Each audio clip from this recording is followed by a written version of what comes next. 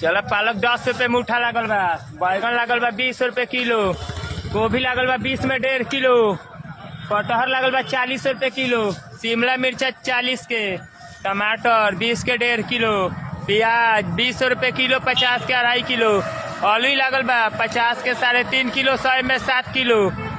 आई देखी मरीचा 20 रुपए के 250, आई बांदा को भी 20 रुपए किलो।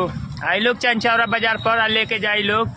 एगो नया चैनल खुलल ह यूट्यूब, ओकर आईडी के नाम ह राजेश सब्जी वाला 1222।